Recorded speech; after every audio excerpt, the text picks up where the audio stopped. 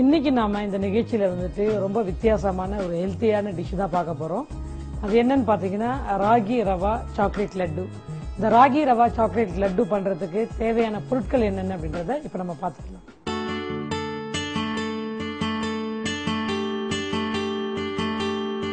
சொஜ்ஜி ரவா அரை கப், கேழ்வரகு மாவு அரை கப், உடைத்த முந்திரி பருப்பு 10, cocoa powder 2 tablespoon, sugar powder அரை கப், ஏலக்காய் தூள் சிறிதளவு, நெய் சிறிதளவு,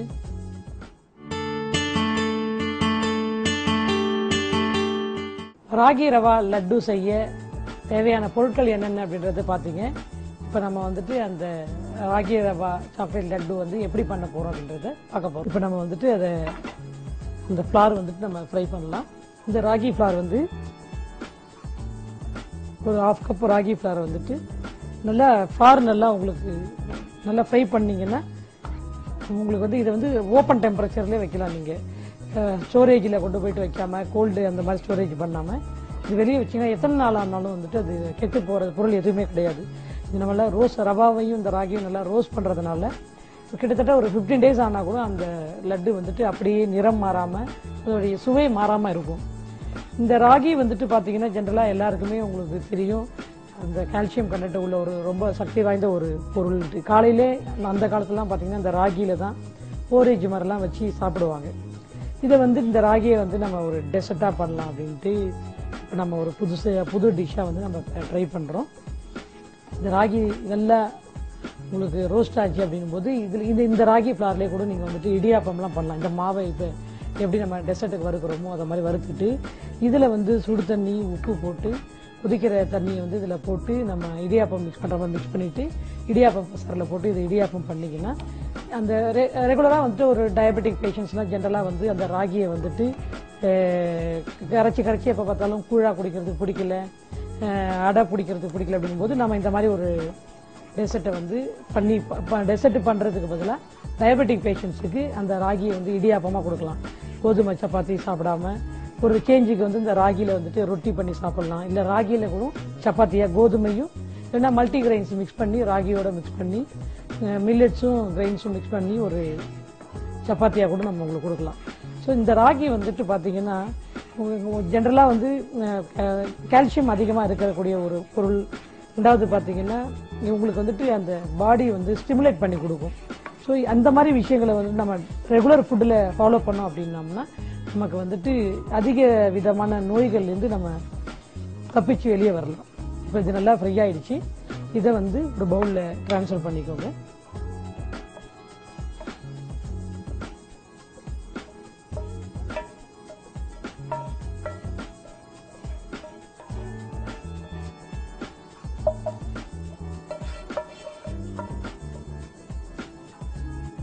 இதே பேனில் என்ன பண்ணுறீங்க, அந்த சொஜ்ஜி ரவாவையும் அப்படியே ஃப்ரை பண்ணுங்க. இது நல்லா மிக்ஸ் பண்ணி விட்டீங்கன்னா இது ஆறும். எந்த அளவுக்கு ரவா போடுறீங்களோ அதே அளவுக்கு வந்துட்டு ராகி நம்ம யூஸ் பண்ணிக்கலாம். வெறுமனே நீங்கள் இதை வந்துட்டு நெய் போடாமல் வெறுமனையே ரோஸ்ட் பண்ணலாம். இந்த ரவாவை நெய் வேணும் அப்படின்னு நினைக்கிறவங்க அந்த நெய் விட்டு கூட ரோஸ்ட் பண்ணலாம். ஏன் நான் நெய் விடலைன்னா அதில் நான் நெய் கொடுக்காததுனால இதுலேயும் நான் நெய் கொடுக்கல. நெய் கொடுக்கணும் அப்படின்னா நீங்கள் 2த்தையுமே நெய் கொஞ்சம் அந்த மாவை வந்து ஃப்ரை பேனில் போடுறதுக்கு முன்னாடி வெறுமனே அந்த நெய் இதில் போட்டு மாவை கையால் நல்லா மிக்ஸ் பண்ணிவிட்டு அதுக்கப்புறம் தான் நீங்கள் வந்துட்டு இதில் போடுவோம். கரெக்டாக நெய்யில் போட்டு அதை போட்டிங்கன்னா கிளம்ஸ் மாதிரி நிறையா வரும். இந்த ரவா வந்துட்டு நிறைய பேர் நினைப்பாங்க இந்த ரவான்னா வந்துட்டு அது ஒரு விதமான கிரெயின்ஸ் அப்படின்னு சொல்லிட்டு. நிறைய பேருக்கு தெரியாது ரவான்றது கோதுமை தான் அப்படின்றது. இந்த கோதுமையிலேருந்து இப்போ எப்படி நமக்கு மைதா ரீஃபைண்ட் ஃப்ளார் மைதா மாவு வந்துட்டு கோதுமையிலேருந்து பிரித்து அதை வந்து ஒரு வித ரசாயன கலவையை கொண்டு அதை வந்து பியூரிஃபை பண்ணி உங்களுக்கு வந்து ஆல் பர்பஸ் ஃப்ளாராக வருது. அந்த ஆல் பர்பஸ் ஃப்ளார் அப்படின்றதும் கோதுமையிலேருந்து இருக்கக்கூடிய ஒரு பொருள் தான். இந்த ரவாயும் அதே மாதிரி இந்த கோதுமையிலேருந்து பிரிச்சிருக்கக்கூடிய ஒரு இதுதான். அதை வந்து அந்த ஒரு இதில் வந்துட்டு அவங்க பண்ணி வச்சுருப்பாங்க. இந்த ரவா வந்து நல்லா ஃப்ரை ஆயிடுச்சு.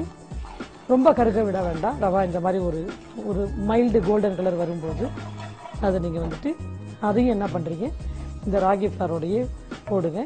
ஈஸியா பண்ணலாம், நமக்கு சிரமமும் இருக்காது செலவும் இருக்காது. இந்த மாதிரி டெசர்ட்ஸ் பண்ணீங்கன்னா நீங்க வந்துட்டு ஈவினிங் வீட்டுக்கு வந்த உடனேவே ஏதாவது ஒரு இந்த மாதிரி கொடுத்தீங்க அப்படின்னா அவங்க விருப்பப்பட்டு நல்லா சாப்பிடுவாங்க.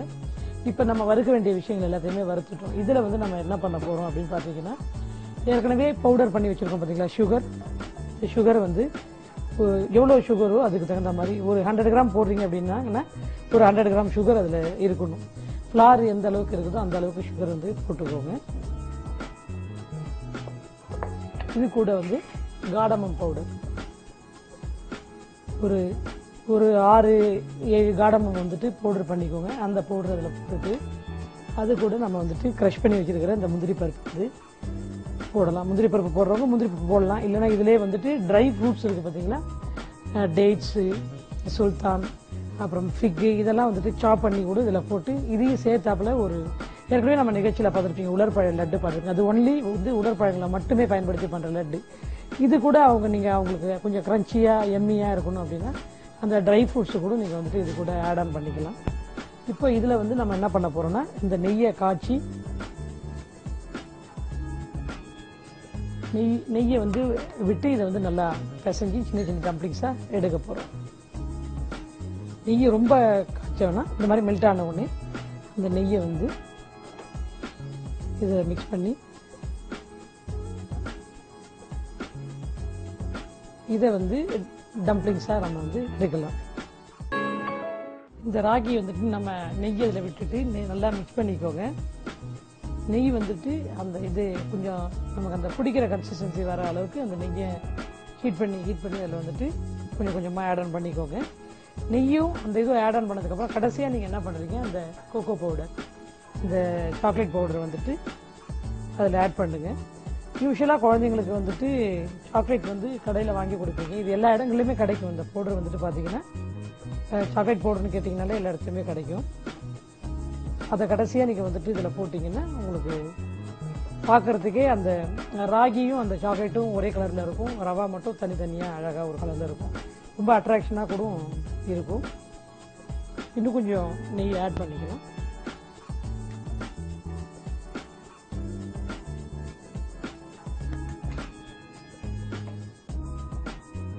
நல்லா பிடிக்கிற பதத்துக்கு வந்ததுக்கப்புறம் நீங்கள் அந்த டம்ப்ளிங்ஸ் வந்துட்டு ரெடி பண்ணிக்கோங்க. நல்லா மிக்ஸ் ஆகணும். இது நல்ல ஒரு பவுலில் வந்துட்டு கொஞ்சம் நேரம் அந்த சுட சுட கொஞ்சம் கொஞ்சமாக நெய் வந்து ஆட் பண்ணிங்கன்னா நல்லாயிருக்கும். சுகர் வந்து நம்ம ஏற்கனவே வந்துட்டு பவுடர் பண்ணி போட்டுக்கிறதுனால ஈஸியாக உங்களுக்கு போய்ட்டு ஒன்றோட ஒன்று வந்துட்டு செட் ஆகிடும். இப்போ வந்து இந்த கன்சிஸ்டன்சி இருக்கும்போது நம்ம வந்துட்டு அதை டம்ப்ளிங்ஸ் மாதிரி சின்ன சின்ன டம்ப்ளிங்ஸாக வந்து அந்த லட்டு வந்து நம்ம பிடிச்சி வச்சுக்கலாம்.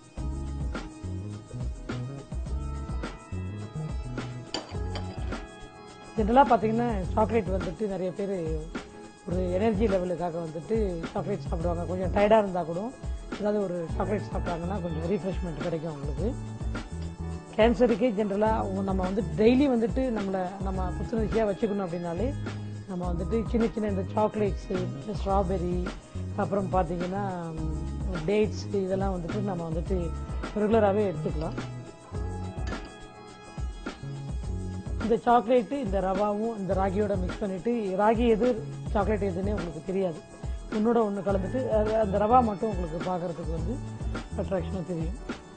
யூஸ்வலாக நம்ம வந்துட்டு நமக்கு வந்துட்டு உடலில் வந்துட்டு பிரச்சனைகளை வர்றதே நம்ம இயற்கையோட சேர்ந்த உணவுகளை வந்துட்டு சாப்பிடாம ஒரு ஆர்டிஃபிஷியலான இடத்துக்கு நம்ம போகும்போது தான் நமக்கு வந்துட்டு அது நம்ம பாடி வந்து அக்செப்ட் பண்ணாமல் நமக்கு தேவையில்லாத சரீர கோளாறுகள்லாம் வர்றதுக்கு காரணமே இயற்கையோட நம்ம ஒத்து போகாதது தான் காரணம்.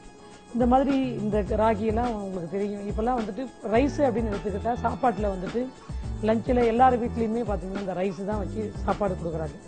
அந்த காலத்துலலாம் பார்த்தீங்கன்னா ரைஸ் வந்துட்டு என்னைக்காவது ஒரு நாள் பண்டிகை காலங்களில் மட்டும்தான் பார்த்தீங்கன்னா நெல்லரிசி சாப்பாடு அப்படின்னு சொல்லிட்டு அது ஒரு பெருசாக கொடுப்பாங்க. இன்னைக்கு நம்ம வீட்டில் பண்டிகை காலம்னா பிரியாணி தான் பெருசாக தெரியும். அந்த காலங்களில் ஒரு 40 years பிஃபோர் பார்த்தீங்கன்னா வீட்டில் ஏதாவது விசேஷம் அப்படின்னா அன்னைய காலகட்டங்களில் மட்டும்தான் அந்த அரிசி சோறு போட்டு சமைப்பாங்க. அப்படி அதுக்கு முன்னாடி என்ன பண்ணுவாங்க, ரெகுலராக இந்த ராகி, திணை, வரகரிசி, இந்த மாதிரி தானியங்களை தான் வந்துட்டு சாப்பாட்டுக்கு வந்து பயன்படுத்துவாங்க. இது கூட குழம்பு வச்சு, இப்போ ராகினா அதில் ஒரு சங்கட்டி பண்ணி அதில் குழம்பு, இல்லை ஒரு ஒரு சவுத் இந்தியனில் ஒரு ஸ்டேட்லேயும் ஒரு விதமாக வந்து அக்காம்பளிமெண்ட் வச்சு சாப்பிடுவாங்க.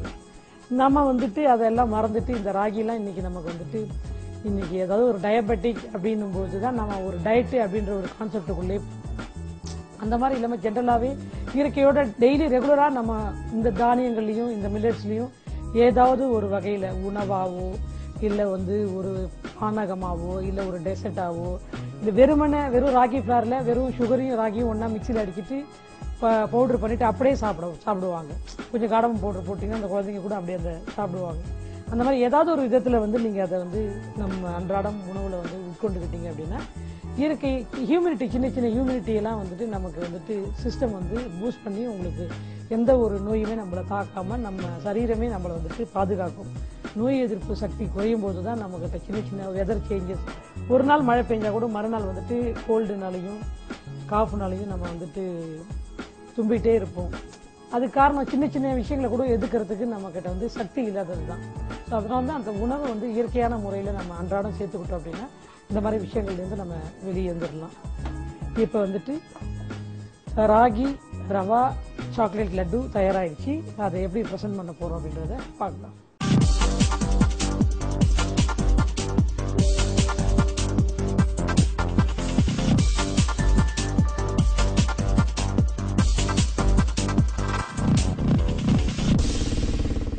இப்போ நீங்கள் வந்துட்டு இந்த ராகி ரவா சாக்லேட் லட்டு எப்படி பண்ணுறது அப்படின்றத பார்த்தீங்க. இதை வந்துட்டு நம்ம வந்து அழகாக ஒரு இந்த மாதிரி பிஸ்தாச்சியை வந்துட்டு ஒரு இதில் கிரேட்டரில் சீவனிங்கில் இந்த மாதிரி ஃப்ளேக்ஸ் வரும். இது கிடைக்காதவங்க நம்ம கேஷ்யூநட்டை கூட மேலே வைக்கலாம். இல்லை வந்துட்டு பாதாம் பருப்பு இருந்துச்சுன்னா அதை கூட நம்ம மேலே இந்த மாதிரி வைக்கலாம். இந்த மாதிரி வச்சு அது நமக்கு வந்துட்டு பிரியப்படுற மாதிரி நம்ம வந்துட்டு ஒரு பிளேட்டில் வந்து நம்ம அழகாக நீட் பண்ணிக்கலாம். இல்லைன்னா நம்ம ஏற்கனவே நம்ம ஆப்பிள்லாம் கொடுத்தோம் பார்த்தீங்களா, அந்த மாதிரி பேப்பர் கப்ஸில் கூட வச்சு அழகாக கொடுக்கலாம். சாப்பிடும்போது அவங்க அந்த பேப்பர் கப்பில் வச்சுட்டு கப் கேக் மாதிரி கூட சாப்பிடுவாங்க. பார்க்குறதுக்கும் ரொம்ப அட்ராக்ஷனாக இருக்கும். ஒரு ரிச்சி லுக்கு கிடைக்கும். நம்ம ஒரு டெசர்ட்டை வந்துட்டு இது வந்துட்டு காஸ்ட் வைஸ் பார்த்தீங்கன்னா ரொம்ப சீப் காஸ்ட் தான் உங்களுக்கு வரும். எல்லா தரப்பு மக்களாலுமே இதை வந்து தயார்படுத்தி முடியும். பட் நம்ம அதை ப்ரெசென்ட் பண்ணுற விதம் பார்த்தீங்கன்னா ரொம்ப ரிச்சாக இருக்கும். இதை நீங்கள் போய்ட்டு வெளியில் மார்க்கெட்டில் வந்துட்டு உங்களுக்கு எங்கேயுமே இதுலேயும் எந்த ஒரு இதுலேயுமே இதெல்லாம் வந்து அவைலபிலிட்டி இருக்காது. இதெல்லாம் நம்மளா ஒரு சமையல் மேலே இருக்கிற ஒரு பேஷன் வந்து நமக்கு வந்துட்டு இந்த மாதிரி விஷயங்களை வந்துட்டு நிறையா R&D பண்ணி இப்படி கொடுத்தா நல்லாயிருக்கும் இப்படி கொடுத்தா நல்லாயிருக்கும்னு சொல்லிட்டு ஒரு தானியத்தை எந்த விதமாலாம் பயன்படுத்தலாம் அப்படின்றத ஒரு ஆராய்ச்சி செய்து அதில் வந்து எது சிறப்பான ஒரு விஷயமோ அதை தான் அவங்க கூட நாங்கள் ஷேர் பண்ணிகிட்டு இருக்கிறோம். அந்த மாதிரி இந்த விஷயம் வந்துட்டு உங்களுக்கு வந்துட்டு வெளியில் நீங்கள் வந்து இதை பார்த்துட்டு மற்றவங்க வந்து விற்பனைக்கு கொண்டு வந்தாலும் கொண்டு வரலாம். அதில் வந்துட்டு அச்சம் கிடையாது. அதுக்கு முன்னாடி நீங்கள் வந்து இதெல்லாம் தயார்படுத்திங்கன்னா வெளியில் இதை போய் வாங்கினீங்கன்னா கண்டிப்பாக இதை எப்படியும் பர் கேஜி 500 மேலே அப்படின்னு தான் அவங்க சேல் பண்ணுவாங்க.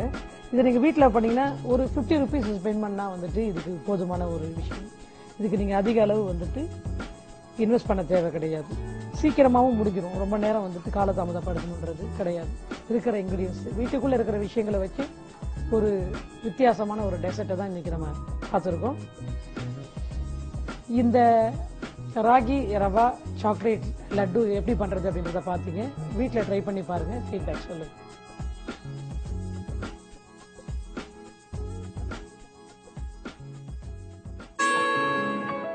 இன்னைக்கு நாம இந்த நிகழ்ச்சியில வந்துட்டு ஒரு டெசர்ட் பார்க்க போறோம். அது வந்து என்னன்னு பாத்தீங்கன்னா மில்க் பேஸ்டு டெசர்ட் தான். அது தூத் பேடான்னு சொல்லுவாங்க.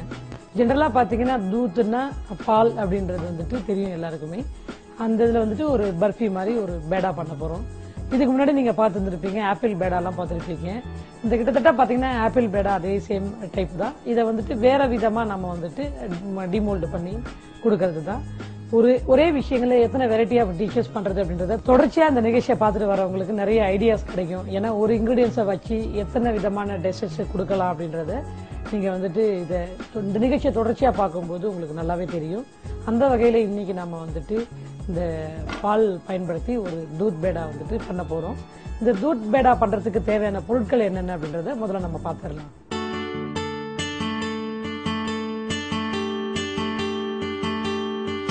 பால் 1 லிட்டர், மைதா மாவு 50 கிராம், சர்க்கரை 100 கிராம், ஏலக்காய் பவுடர் சிறிதளவு, நெய் 50 கிராம்,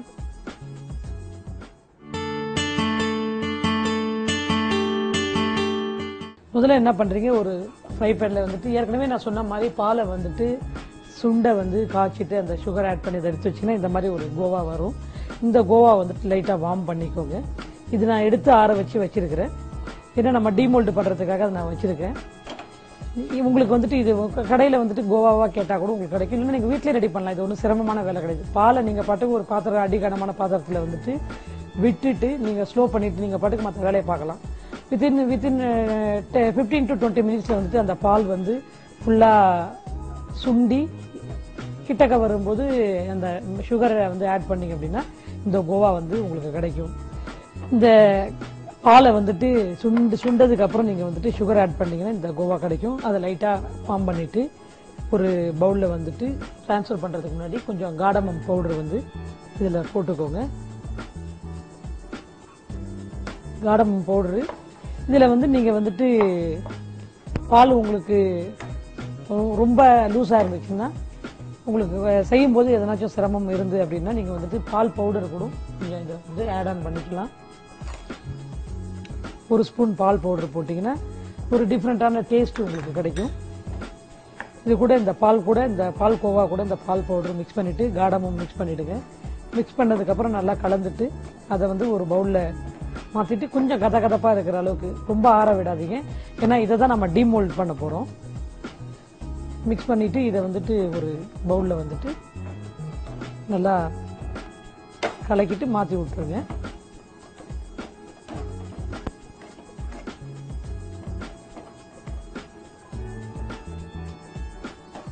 ஒரு லிட்டர் பால்ல வந்துட்டு உங்களுக்கு 100 கிராம் கோவா வந்துட்டு கண்டிப்பா கிடைக்கும்.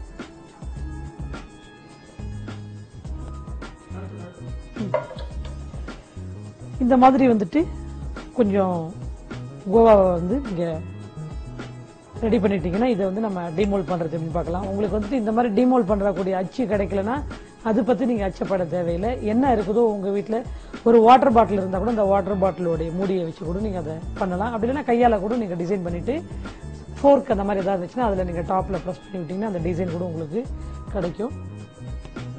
இப்ப எங்கிட்ட இருக்கிற இந்த அயன் இதை அச்சு வச்சு நான் உங்களுக்கு வந்துட்டு இந்த டீமோல்ட் பண்றேன். ரொம்ப ஈஸியா எளிதில் பண்ணக்கூடிய ஒரு விஷயம். எல்லாருக்குமே பிடிக்கும். மில்க் பேஸ்டு ஃபுட்டு பிடிக்காதவங்க பாத்தீங்கன்னா யாருமே இருக்க மாட்டாங்க.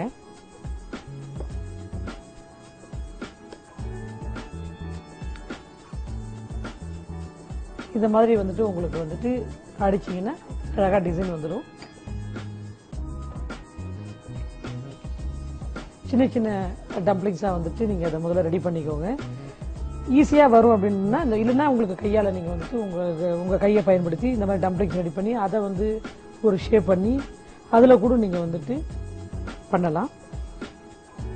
நல்லா ப்ரெஸ் பண்ணீங்கன்னா அந்த டிசைன் மேல வரும்ன்றதுக்காக தான் ப்ரெஸ் பண்றது.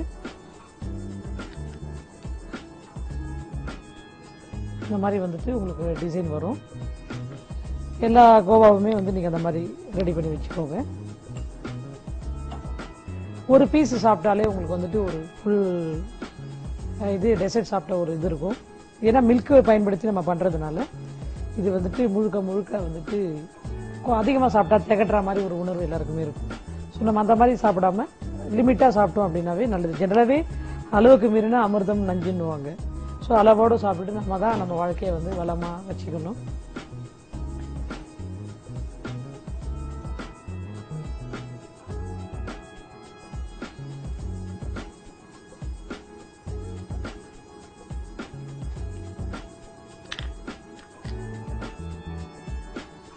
இந்த பாலை வந்துட்டு நம்ம வந்துட்டு இந்த மாதிரி எல்லாம் பயன்படுத்தலாம் அப்படின்றது நிறைய பேருக்கு தெரியாம இருந்திருக்கலாம். இப்ப வந்து இந்த ஜெனரலா ஸ்வீட்னாலே நிறைய பேர் சிரமப்படுவாங்க. செலவு அதிகமாகும். ரெண்டாவது பாத்தீங்கன்னா செய்யறதுக்கு வந்து ப்ராசஸுக்கு ரொம்ப லேட் ஆகும். பெஸ்ட் நம்ம கடையில வாங்கி இப்ப கொடுத்துடலாம் அப்படின்னு சொல்லிட்டு இதெல்லாம் நீங்க வந்துட்டு வீட்லயே பண்ணலாம். இதுக்கெல்லாம் நீங்க போயிட்டு கடையில நிக்கணும், அதிக அளவு பணம் செலவு பண்ணணும் அப்படின்றதெல்லாம் கிடையாது. இது மேல வந்துட்டு நமக்கு விருப்பப்பட்ட அளவுக்கு எதனாச்சும் ஒரு ஆல்மண்டோ பிஸ்தாச்சியோ ஏதோ ஒன்று வச்சு அழகா நம்ம வந்து அதை கார்னிஷ் பண்ணிக்கலாம். அழகான சுவையான அந்த தூத் பேடா வந்துட்டு உங்களுக்கு தயாராயிடுச்சு. கண்டிப்பா வீட்டில் ட்ரை பண்ணி பாருங்க, ஃபீட்பேக் சொல்லுங்க.